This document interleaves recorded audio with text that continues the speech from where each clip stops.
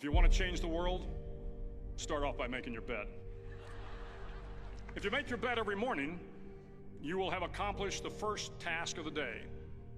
It will give you a small sense of pride, and it will encourage you to do another task, and another, and another. And by the end of the day, that one task completed will have turned into many tasks completed. Making your bed will also reinforce the fact that the little things in life matter. If you can't do the little things right, you'll never be able to do the big things right. And if by chance you have a miserable day, you will come home to a bed that is made, that you made. And a made bed gives you encouragement that tomorrow will be better. To pass SEAL training, there are a series of long swims that must be completed. One is the night swim.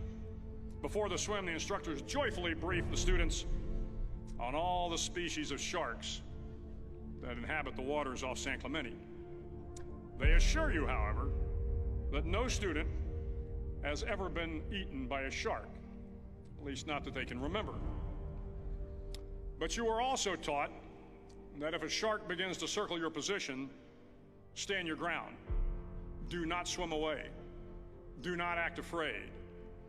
And if the shark, hungry for a midnight snack, darts towards you, then summons up all your strength and punch him in the snout, and he will turn and swim away. There are a lot of sharks in the world. If you hope to complete the swim, you will have to deal with them.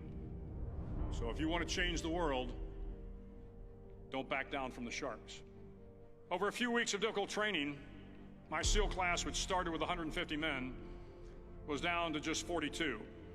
There were now 6 boat crews of 7 men each.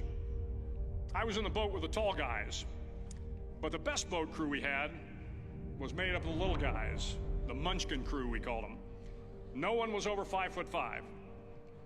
The Munchkin boat crew had 1 American Indian, 1 African American, 1 Polish American, 1 Greek American, 1 Italian American, and 2 tough kids from the Midwest. They out-paddled, outran, and outswam all the other boat crews. The big men in the other boat crews would always make good-natured fun of the tiny little flippers the Munchkins put on their tiny little feet prior to every swim.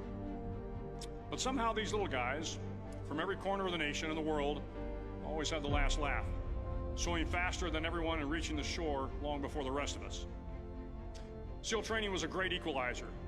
Nothing mattered but your will to succeed, not your color, not your ethnic background, not your education, not your social status.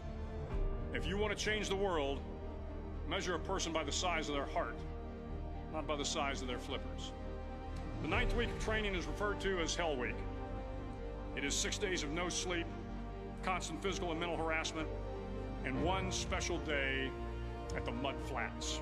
The Mud Flats are an area between San Diego and Tijuana where the water runs off and creates the Tijuana Sloughs, a swampy patch of terrain where the mud will engulf you. It is on Wednesday of Hell Week that you paddle down to the Mud Flats and spend the next 15 hours trying to survive the freezing cold, the howling wind, and the incessant pressure to quit from the instructors. As the sun began to set that Wednesday evening, my training class, having committed some egregious infraction to the rules, was ordered into the mud. The mud consumed each man till there was nothing visible but our heads. The instructors told us we could leave the mud if only 5 men would quit. Only 5 men, just 5 men, and we could get out of the oppressive cold. Looking around the mud flat, it was apparent that some students were about to give up. It was still over 8 hours till the sun came up. 8 more hours of bone-chilling cold. The chattering teeth and the shivering moans of the trainees were so loud, it was hard to hear anything. And then one voice began to echo through the night. One voice raised in song. The song was terribly out of tune, but sung with great enthusiasm. One voice became 2, and 2 became 3, and before long, everyone in the class was singing. The instructors threatened us with more time in the mud if we kept up the singing, but the singing persisted, and somehow the mud seemed a little warmer, and the wind a little tamer, and the dawn not so far away. If I have learned anything in my time traveling the world, it is the power of hope. The power of one person, a Washington, a Lincoln, King, Mandela, and even a young girl from Pakistan, Malala. One person can change the world by giving people hope. So if you want to change the world, start each day with a task completed. Find someone to help you through life. Respect everyone. Know that life is not fair and that you will fail often.